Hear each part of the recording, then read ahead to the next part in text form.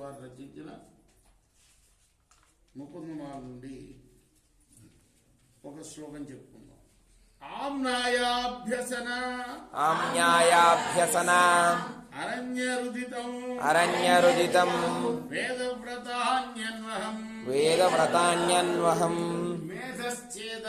మేధచ్ఛేద ఫలాని ఊర్తవిదయా సర్వే హుతం భస్మని తీర్థానామావాగహనాని చ గజస్నానం వినాయాత్పద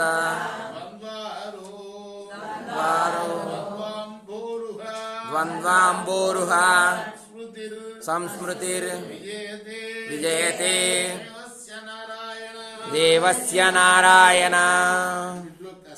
కష్టమైన శ్లోకం వచ్చింది.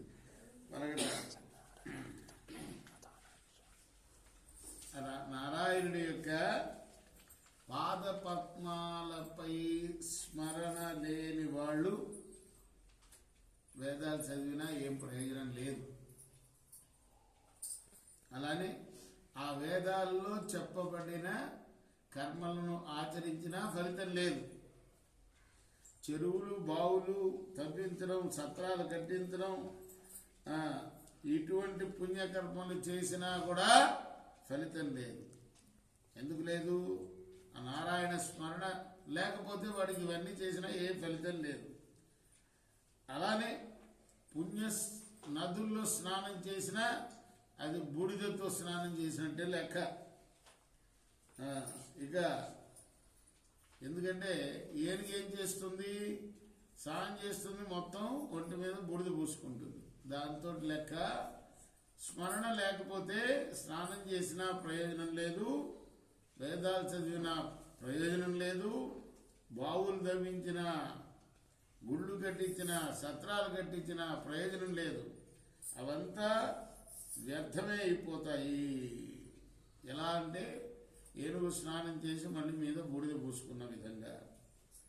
కృష్ణార్పణమస్తు. ఇప్పుడు మనం మా గురువు గారు శ్రీమాన్ దీవి రంగాచార్యులు గారు రచించిన తిరుపతి తిరుమల దేవస్థానం ప్రచురించిన గోదాదేవి గ్రంథంలో కొంత భాగం పారాయణ చేసుకున్నాము. రంగనాథుని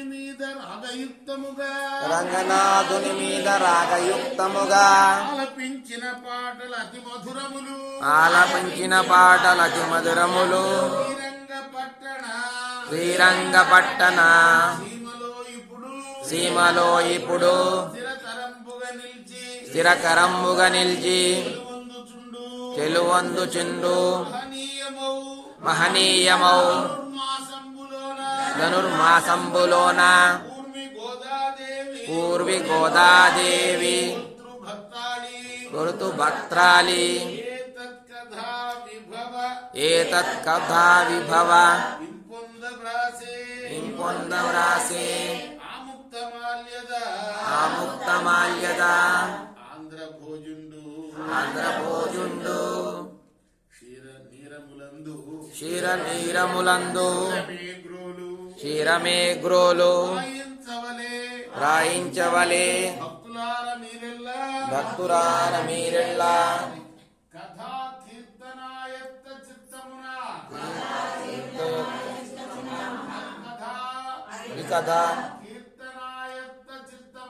కీర్తనాయత్త చిత్తమున గుణములింపొందంగా భావంభూ రంగనాథుని అవతారుండు శ్రీవల్లభ స్వామి శ్రీపాదపీఠి అర్పింతు సద్భక్తి అంది ఈ కృతి